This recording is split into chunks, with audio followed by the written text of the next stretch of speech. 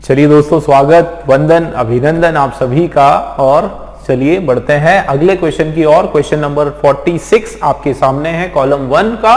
पढ़ते हैं पहले क्या लिखा है। ए वाला हमारा जो पॉइंट है, a bench of justices Arun Mishra and U Lalit. Next पढ़ते हैं बी वाला, the frequently suggested tool to control ground water. ठीक है, ये सारा उसके बाद जो है कंटिन्यूटी हमको सेट करना है। सी वाला पढ़ते हैं, the special status of JNK was never dash dash dash. आगे देखते हैं डी वाला, has been appointed by the central government in the matter. चलिए नेक्स्ट पढ़ते हैं, with an alternative financial architecture.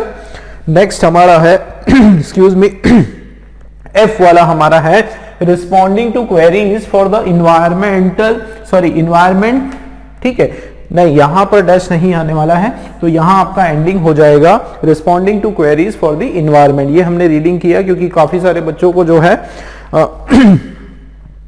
Reading में राइटिंग के कारण कुछ प्रॉब्लम हो सकती है, तो इसलिए मैंने आपकी वो क्वेरी दूर कर दी। ठीक, अब चलिए शुरू करते हैं। देखो क्या लिखा है यहाँ पर, फर्स्ट वाला हमारा ऑप्शन क्या है, bench of justices Arun Mishra and U Lalit. यहाँ पर क्या बोला जा रहा है कि ये बेंच है। बेंच का मतलब आपका ये यहाँ पर कलेक्टिव नाउन का प्रयोग किया गया है। ठीक है, ये क्या है दोस्तों, कलेक्टिव नाउन है। और बेंच ऑफ जस्टिसेस कौन कौन है उसमें, उस बेंच के अंदर कौन कौन है, मतलब वो जो इनका ग्रुप बना हुआ है, एक ज्यूरी बनी हुई है, उसमें अरुण मिश्रा और यू ललित है। ध्यान देना, बहुत इंपॉर्टेंट है, मैं आपको कुछ बता रहा हूं। इसमें आप ये मुझे बताओ कि यहाँ पर सब्जेक्ट क्या है, हम इसमें बात किसकी कर रहे हैं। यहाँ सब्जेक्ट आपका जस्टिसेस है या इनके नाम है, ये सारा आपका सब्जेक्ट नहीं है। यहां पर आपका सब्जेक्ट है बेंच। क्यों मैं इस पे प्रेशराइज कर रहा हूं, क्योंकि अभी आपको इसका पता चलेगा सीक्रेट। क्या सीक्रेट पता चलेगा, ध्यान देना दोस्तों। यहां पर एक रूल आपके बहुत काम आने वाला है। कौन सा रूल, एक मैंने बताया था नाउन 1, ठीक, उसके बाद ऑफ प्रीपोजिशन और उसके बाद नाउन 2, इस तरह से कुछ होता है। या मान लीजिए नाउन 3 भी है और उसके बाद जो वर्ब आता है वो वर्ब आपका होने वाला है किस हिसाब से दोस्तों, अकॉर्डिंग टू नाउन 1 होने वाला है। ठीक है ना, वो वर्ब आपका क्या होने वाला है, अकॉर्डिंग टू नाउन 1 होने वाला है। मतलब अगर ये नाउन 1 आपका सिंगुलर नाउन है तो ये भी सिंगुलर नाउन होगा, और अगर नाउन 1 आपका प्लूरल नाउन है तो ये आपका प्लूरल वर्ब होगा। क्यों मैंने यहां पर आपको ये कंसेप्ट समझाया, कॉलम के क्वेश्चन में आगे बताता हूं। देखो तो बेंच हमारा जो है क्या है, नाउन है, कलेक्टिव नाउन है। और कलेक्टिव नाउन याद रखना हमेशा सिंगुलर होता है। कलेक्टिव नाउन हमेशा सिंगुलर होता है। इसका मतलब आपका जो वर्ब आएगा वो सिंगुलर आएगा। ठीक है, अब एक बेसिक स्ट्रक्चर तो आप लोगों को पता है, सब्जेक्ट वर्ब और ऑब्जेक्ट का। भाई सब्जेक्ट हमारा आ गया, अब आना क्या है, इसके बाद वर्ब आना है। ध्यान दो दोस्तों, इसके बाद क्या आना है, वर्ब आना है। वर्ब कौन सा आना है, वर्ब आना है सिंगुलर। क्यों, क्योंकि ये आपका सिंगुलर है। मतलब इनमें से तीनों में से जिस भी ऑप्शन में आपका सिंगुलर वर्ब लिखा है वो आपका आंसर है ना। मान लीजिए आपको ये ऑप्शंस नहीं दिए तो क्या होगा, अगर ये ऑप्शन मान लीजिए नहीं दिया हुआ है तो सॉल्व करने को बोला तो कैसे करोगे। तो देखो यहां से तीनों में से अब देखो वर्ब केवल एक ही जगह है। ठीक है ना, मजेदार तरीका बताया ना मैंने आप लोगों को कि बिना ऑप्शन के कैसे सॉल्व करना है, वो आप राज सर से सीखो। ठीक है, बिना ऑप्शन से कैसे सॉल्व करना है, बस ये नारा याद रख लो। अब देखो आप यहां क्या लिखा है, आपका वर्ब है और ये आपका सिंगुलर वर्ब है, बात खत्म, आंसर आपके सामने। ए और डी हमारा आंसर है। तो ये तरीका मैंने आप लोगों को बताया है ना। खैर आपके पास तो ऑप्शन भी है, तो उसमें आपको ये देखना है कि एडी होगा या फिर नहीं होगा। तो होगा और क्यों नहीं होगा, देखो सिंगुलर वर्ब आपका है और उसके बाद कुछ भी हो, क्योंकि दूसरे ऑप्शन में है ही नहीं सिंगुलर वर्ब, तो यही हमारा आंसर है। फिर भी पढ़ लेते हैं, a bench of justices Arun Mishra and U Lalit has been appointed. वो क्या किए गए, अपॉइंट किए गए, किसके द्वारा, by the central government in the matter, की इस मैटर पर, इस मुद्दे पर सेंट्रल गवर्नमेंट के द्वारा मिस्टर अरुण मिश्रा और यूयू ललित की जो बेंच है उनको अपॉइंट किया गया। ठीक है, तो ये आपका बिल्कुल सही सेंटेंस बन रहा है। अब देखो हैज बीन और वर्ब का थर्ड फॉर्म, ये भी आपको मैं बता देता हूं कि ये आपका पैसिव वॉइस का सेंटेंस है। ठीक है दोस्तों, मेरी यही कोशिश होती है कि इंग्लिश में ना कंसेप्ट क्लियर करें आपका। ये तो आपका एक बहाना है, ठीक है, क्वेश्चन तो एक बहाना है, असली तो हमको जो है क्या है, आरआरबी को छकाना है। ठीक है, मेंस को छकाना है। तो ये कोशिश हमारी ये होती है कि इंग्लिश के हर एक स्टाइल के जो क्वेश्चंस हैं, लेवल के क्वेश्चंस हैं, सभी में आपको हेल्प मिले, इसलिए मैं कंसेप्ट पे ज्यादा जोर देता हूं। ठीक है ना, तो ये आपका क्लियर हो गया। एडी हमारा आंसर है। और अच्छा, यहां पर 1 और 2 ऑप्शन है, चलिए दोनों देख लेते हैं, बाकी के ऑप्शंस की क्या प्रॉब्लम है।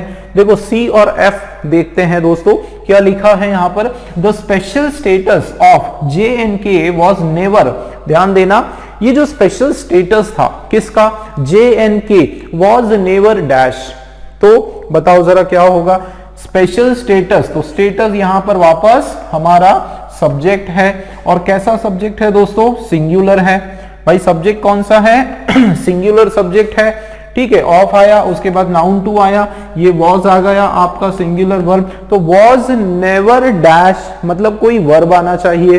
ध्यान दो, वॉज को हटा दोगे तो क्या होगा, नेवर डैश। ये आपका क्या है, नेवर, ये आपका एडवर्ब है, एडवर्ब ऑफ फ्रीक्वेंसी इसको हम लोग बोलते हैं। ठीक है, तो इसके बाद क्या आना चाहिए, इसके बाद आना चाहिए कोई वर्ब। बताओ जरा, वर्ब आ रहा है एफ में, was never responding to queries for the environment. देख लेते हैं, आ रहा है। देखो, the special status of Jammu and Kashmir, ध्यान देना, ये जो स्पेशल स्टेटस है किसका, जम्मू एंड कश्मीर का, वो कभी भी रिस्पॉन्ड नहीं कर रहा है किसी भी प्रकार की इंक्वायरीज पर। तो भाई ये जो स्टेटस है, ये कोई इंसान, कोई रिसेप्शनिस्ट थोड़ी है कि वहां पर बैठा हुआ है ऑफिस में और वो फोन कॉल नहीं कर रहा है, हमको हमारी फोन्स का उत्तर नहीं दे रहा है, ऐसा तो कुछ है नहीं, है ना। यहाँ तो स्टेटस की बात हो रही है, उसके पद की बात हो रही है, ओहदे की, उसका जो स्टेटस है उसकी बात हो रही है ना। तो इसका मतलब यहाँ पर ये मीनिंग वाइज बिल्कुल गलत हो गया। ठीक है ना, ए वाला कैंसिल, फर्स्ट वाला। BE देख लेते हैं। बी में आप देखो, the frequently suggested tool to control ground water, क्या मतलब है इसका।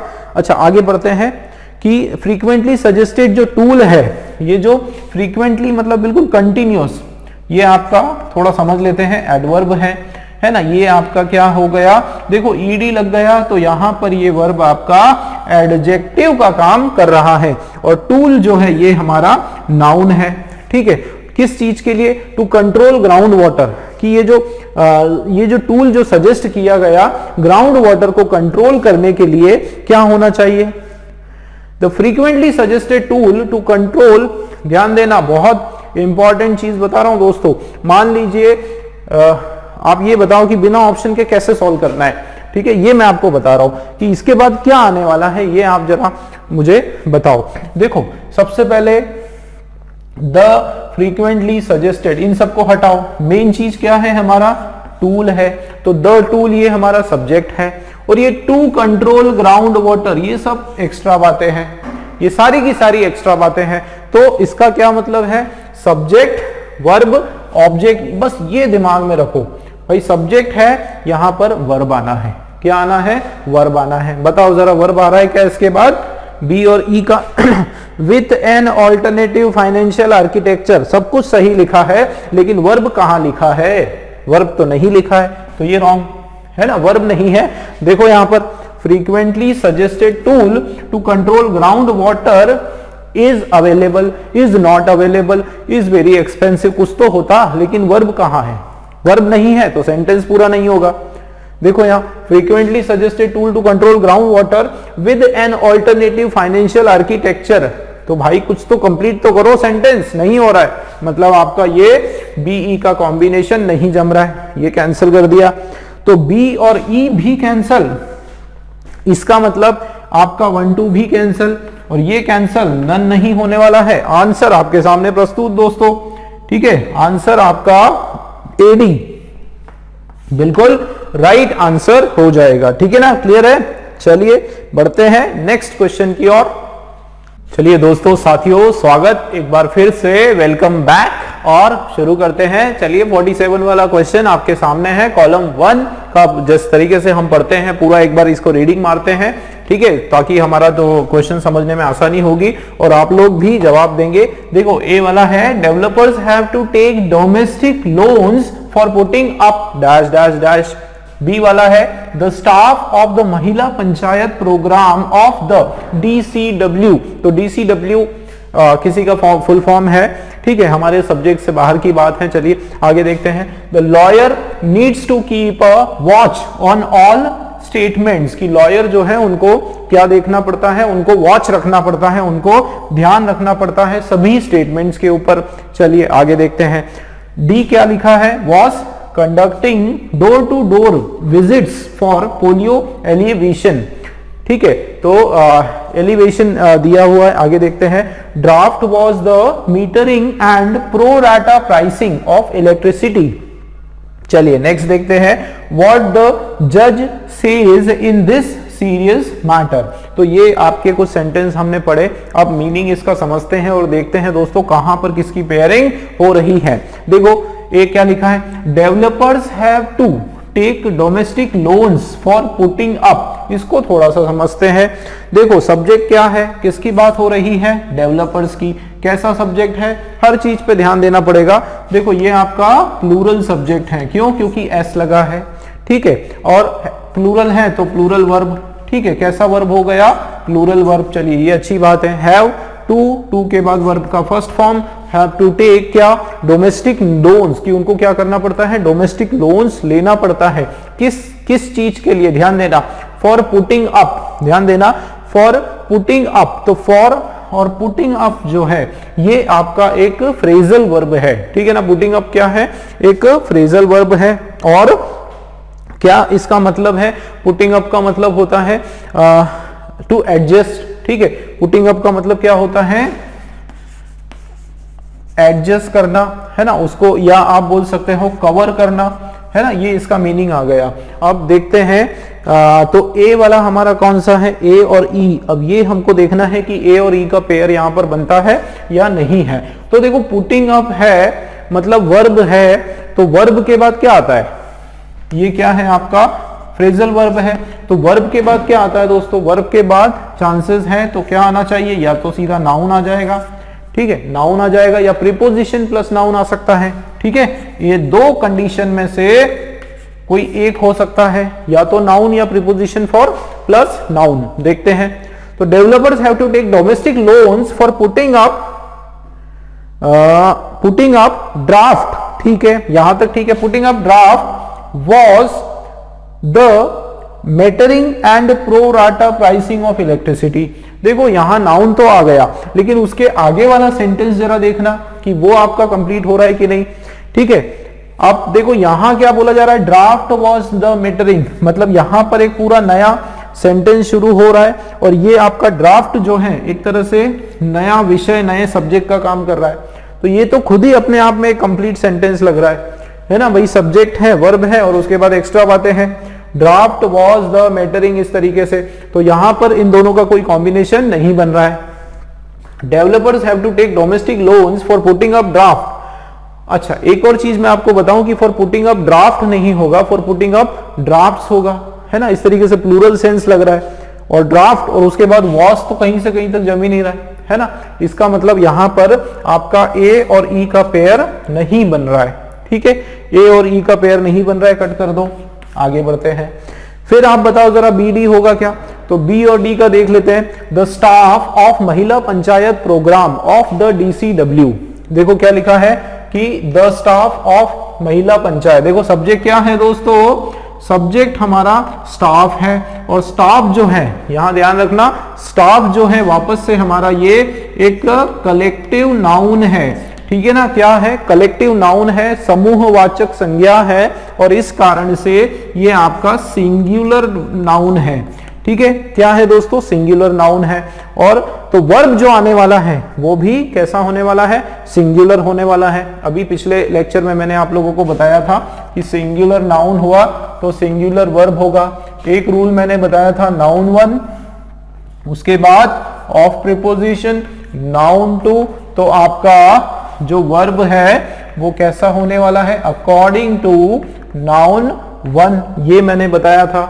तो यहां पर आप देखो नाउन वन, ये क्या हो गया, नाउन वन ऑफ प्रीपोजिशन महिला पंचायत प्रोग्राम, ये आपका नाउन टू है, ठीक है। तो अब इसके बाद वर्ब आने की चांसेस है, ठीक है ना, DCW, और यहां पर क्या लग रहा है हमारा, वर्ब आना चाहिए, देख लेते हैं। तो क्या बोला जा रहा है ऑप्शन के अंदर, BD, डी में क्या है, वॉज कंडक्टिंग, बिल्कुल सही, यहां तक बिल्कुल सही ग्रामर के हिसाब से, है ना। क्यों, क्योंकि देखो वर्ब आना चाहिए, कौन सा वर्ब आना चाहिए, सिंगुलर वर्ब आना चाहिए, पास्ट टेंस का है, बिल्कुल बराबर है, कंटिन्यूअस टेंस का सेंटेंस है।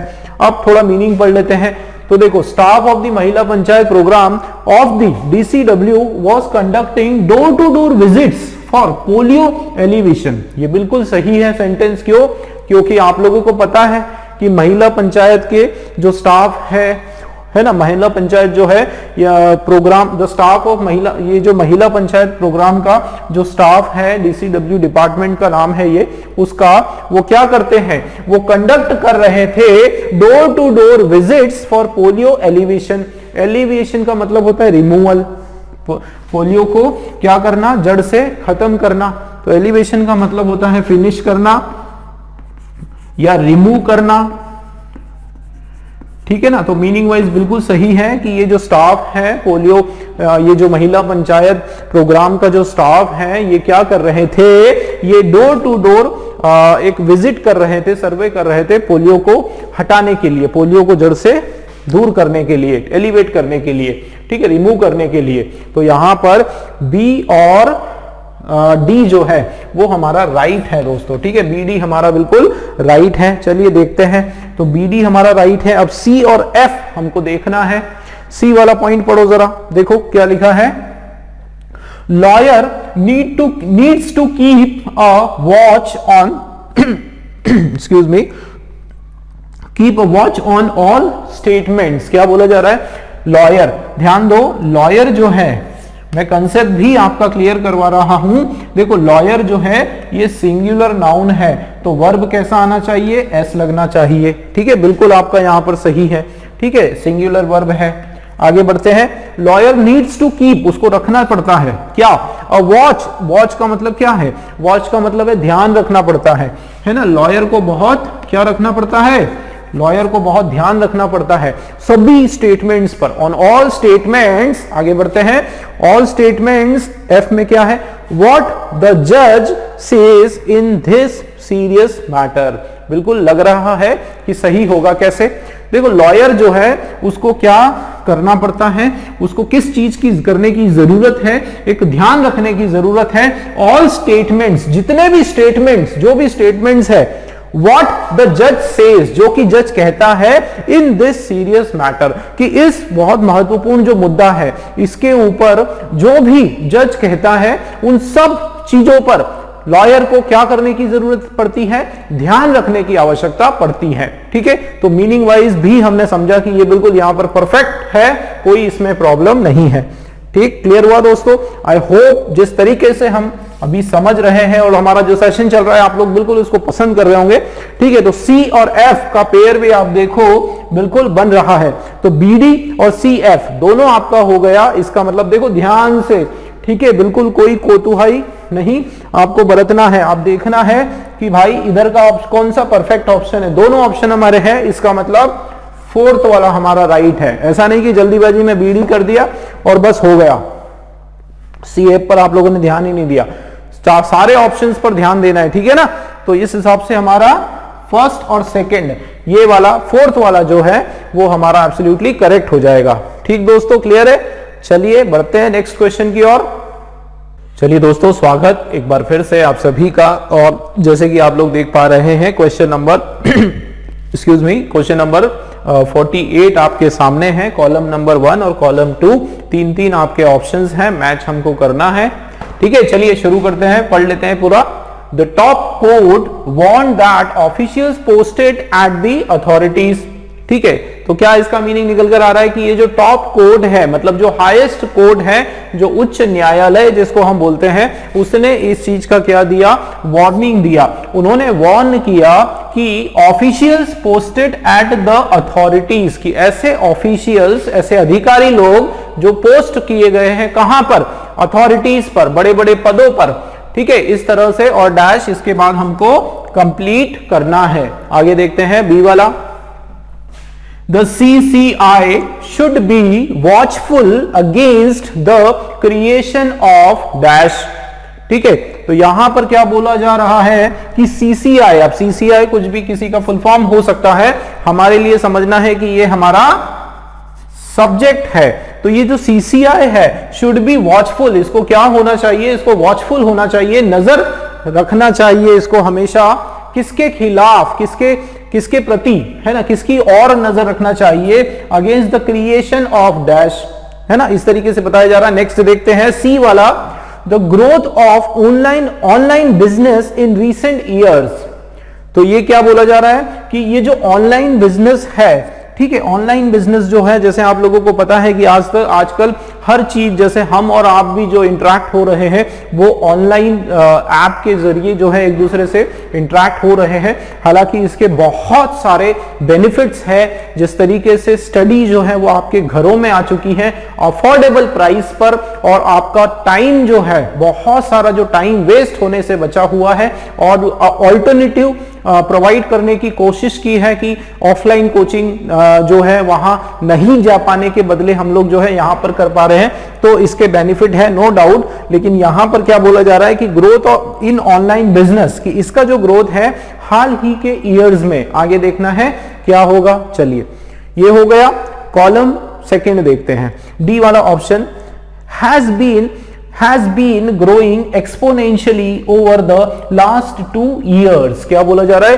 कि ये क्या होता जा रहा है, ग्रो होता जा रहा है एक्सपोनेंशियली। एक्सपोनेंशियली का मतलब होता है बिल्कुल मल्टीप्लाई होकर, 1 से 2, 2 से 4, 4 से 8, 8 से 16, इस तरीके से पूरा एक्सपोनेंशियल ग्रोथ वहां हो रहा है लास्ट 2 ईयर से। तो इसको पढ़ने से, समझने से ही लग रहा है कि सी और डी जो है वो हमारा कहीं ना कहीं कुछ हो सकता है। देखते हैं आगे, देखते हैं must fulfil there responsibilities without any delay, इसका क्या मतलब है कि उनको फुलफिल करना चाहिए अपनी जिम्मेदारियां बिना किसी देर किए, ठीक, ये मीनिंग। नेक्स्ट देखते हैं, has been seen a threat for all small shopkeepers, की ये देखा गया एक थ्रेट की तरह, मतलब एक खतरे की तरह देखा गया सभी के सभी शॉपकीपर्स की ओर से, ठीक है। तो ये तो हमने मीनिंग समझा, चलिए पेयर बनाते हैं। फर्स्ट वाला क्या है बताओ जरा, आप लोग बताओ, ठीक है, मैंने इतना काम करा, अब इसके आगे का काम आप करें, और बिल्कुल आंसर जो है आप लोगों के दिमाग में बिल्कुल सोच कर रखें और मैच करें मेरे आंसर से और आपके आंसर से, और क्यों वो आंसर आपका सही आया, आपका लॉजिक मेरा लॉजिक दोनों को मैच करें, बड़ा मजे आने वाला है, ठीक है, मजेदार चीजें होने वाली हैं, आप लोग बिल्कुल नया, मेरी गारंटी है नई चीज आप सीखने वाले हो, ठीक है। चलिए शुरू करते हैं।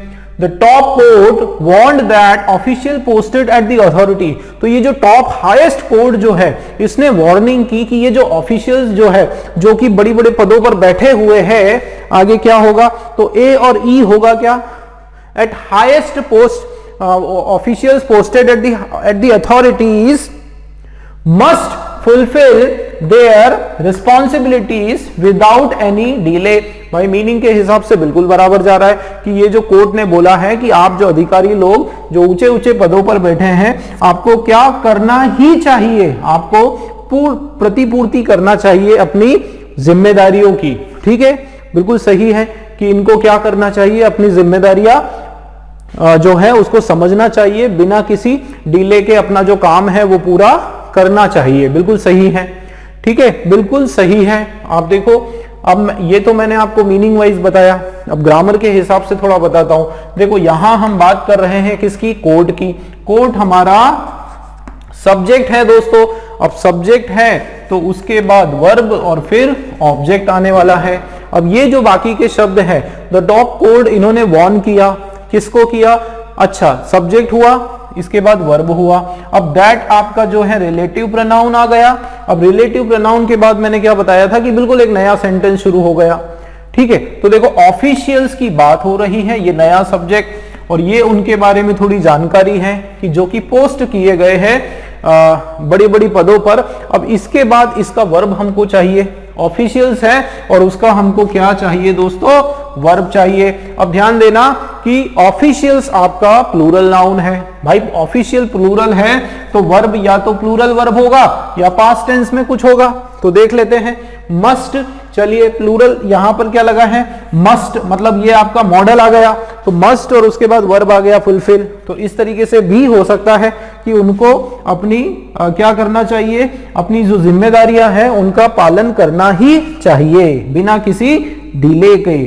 ठीक है, क्लियर है, ये वर्ब का फर्स्ट फॉर्म। आंसर आपके सामने दोस्तों, एक तो हमारा सही हो जाएगा, फर्स्ट वाला जो है ए और ई जो है वो राइट हो जाएगा। लेकिन अभी पूरा आगे भी देखना है क्योंकि ये दो दो तीन तीन ऑप्शंस हैं एक साथ, तो इसको ही टिक करके नेक्स्ट क्वेश्चन की ओर नहीं बढ़ना। ठीक है, बस एक हमारा ए ई सही है।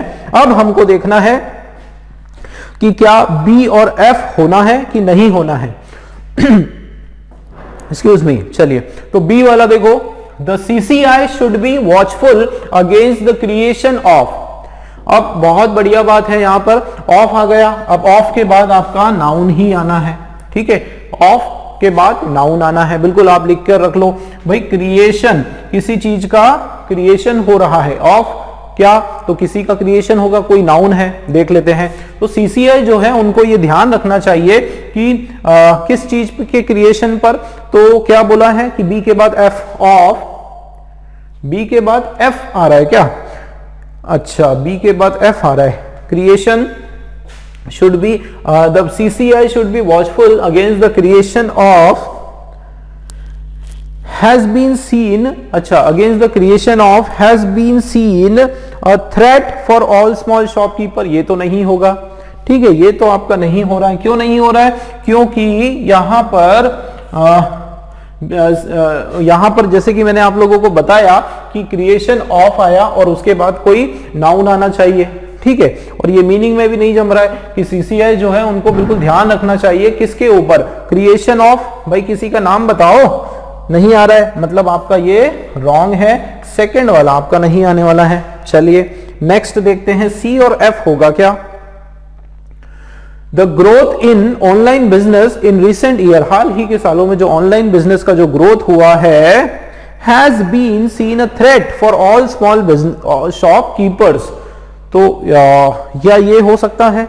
अच्छा, अब यहां पर जो है दोस्तों ऑनलाइन बिजनेस, जो ई कॉमर्स सेक्शन है जिसमें हमारे मोटा भाई मुकेश अंबानी जी जो है जियो मार्ट लेकर आ गए हैं, और उससे पहले जो है बहुत सारी दूसरी कंपनियां जो है वो ऑनलाइन ऑलरेडी आ चुकी है ना। आजकल बिल्कुल मोबाइल पर क्लिक करो और सारी चीजें आ जाती, गरम गरम खाना आ जाता है। ठीक है, तो ये जो चीजें हुई है, ये इस जो ऑनलाइन बिजनेस में जो ग्रोथ हुआ है हाल ही के ईयर्स में, has been seen a threat, एक तरह से ये क्या देखा गया है, डर की तरह, खतरे की तरह देखा गया है, किसके द्वारा, फॉर ऑल स्मॉल शॉपकीपर्स, छोटे मोटे जो दुकानदार हैं उनके लिए ये एक तरह से एक अलार्म है। ठीक है, खतरे की घंटी है। तो मीनिंग वाइज बिल्कुल सही है। ठीक है, ग्रामर के हिसाब से देख लेते हैं, ग्रोथ इन ऑनलाइन बिजनेस, तो यहां पर बिजनेस की नहीं, ग्रोथ की बात हो रही है। ग्रोथ हमारा जो है ये सब्जेक्ट है दोस्तों। ठीक है, तो ग्रोथ हमारा सब्जेक्ट है और इसके बाद जाहिर सी बात है कि कोई वर्ब आने वाला है। ठीक है, तो वर्ब कैसा आने वाला है ये भी देख लो, वर्ब कैसा आने वाला है भाई, ग्रोथ हमारा सिंगुलर होगा। ठीक है, ग्रोथ हमारा क्या है, एब्स्ट्रैक्ट नाउन है, भाववाचक संज्ञा है, तो ये आपका सिंगुलर नाउन ही होगा। तो सिंगुलर नाउन होगा तो वर्ब भी सिंगुलर ही होगा, ये कोई पूछने की बात है नहीं है। ठीक है, तो वर्ब भी सिंगुलर होगा, तो देखो सिंगुलर वर्ब बिल्कुल सही। तो हैज बीन सीन, डर की तरह, इसका मतलब ये हमारा जो है सी और एफ बिल्कुल सही है।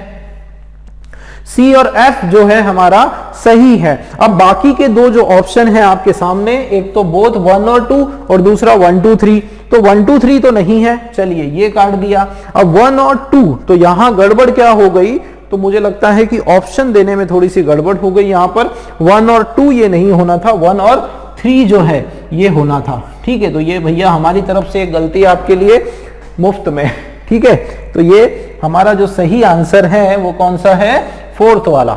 ठीक है, फोर्थ वाला जो है सही आंसर है। 1 और 3 हमारा ऑप्शन होने वाला है। दो ऑप्शंस कौन कौन से, ए ई और सी एफ, दोनों हमारे राइट है। ठीक है दोस्तों, आई होप आप लोग क्लियर हुआ होगा, आपके डाउट्स जो है वो समझ में आ रहे होंगे। चलिए अगला क्वेश्चन देखते हैं।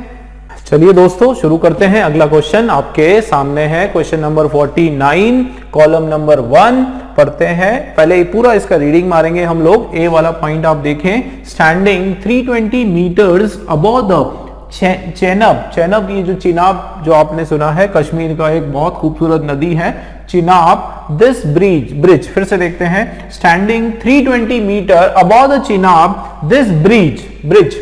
तो यहां पर किसकी बात हो रही है, थोड़ा सा अगर इसका मीनिंग समझेंगे तो standing 320 metre above the Chenab मतलब ये ब्रिज की बात हो रही है, पुलिया की यहां पर बात हो रही है। ठीक है, जो कि चेनाब जो रिवर है उसके 320 मीटर ऊपर वो पूरा बना हुआ है। ठीक, आगे देखते हैं। इसके आगे डैश हमको देखना है कौन सा पेयर हो सकता है। नेक्स्ट देखो बी वाला, when we drive green the first thing is logistic planning. क्या बोला गया है यहां पर, व्हेन वी ड्राइव ग्रीन, क्या मतलब है इसका, व्हेन वी ड्राइव ग्रीन का क्या मतलब है, इसका मतलब है कि जब हम सीएनजी गैस या इस तरह से कुछ या इलेक्ट्रिक कार इस तरह की कोई चीजों का इस्तेमाल करते हैं, है ना। गो ग्रीन का नारा है, इको ग्रीन मतलब एक तरह से पेट्रोल डीजल या उस फ्यूल को यूज नहीं करते जो पोल्यूशन क्रिएट करता है। ठीक है, जैसे इलेक्ट्रिसिटी हो गई, कोई नॉन कन्वेंशनल सोर्सेज हो गए, जैसे बिजली हो गई, बिजली से चलने वाली गाड़ी अगर हम चला रहे हैं या सीएनजी गैस का इस्तेमाल कर रहे हैं। तो इसमें बताया गया है कि when we drive green the first thing is logistic planning, की हमारी पूरी प्लानिंग होना चाहिए कि भाई खत्म हो जाएगा तो कहां से इंतजाम करोगे, बैटरी डिस्चार्ज हो जाएगी तो कहां इंतजाम करोगे, इस तरीके से पूरी प्लानिंग होना चाहिए। ठीक है, क्लियर हुआ। चलिए नेक्स्ट देखते हैं सी वाला, the company has plans to upgrade its manufacturing dash dash dash, कि कंपनी का कुछ प्लानिंग्स है। ठीक है, क्या प्लानिंग है कि वो क्या करना चाहती है, अपग्रेड अप टू डेट करना चाहती है इसकी मैन्युफैक्चरिंग डैश, कुछ ऐसा डैश की बात हो रही है। ठीक है, कॉलम बी का डी वाला देखो, both in terms of quality and volume. ठीक है, तो ये एंडिंग है इसका, मतलब किसी भी सेंटेंस का एंडिंग हो सकता है ना, दोनों किस टर्म में, क्वालिटी और वॉल्यूम दोनों एस्पेक्ट से। आगे देखते हैं, is a project of enormous scale and complexity. क्या बोला जा रहा है कि ये एक ऐसा प्रोजेक्ट है, ये एक प्रोजेक्ट है जो कि इनॉर्मस बहुत बड़े लेवल पर, बहुत स्केल और कॉम्प्लेक्सिटी से भरा हुआ है। ठीक है, इस तरीके से।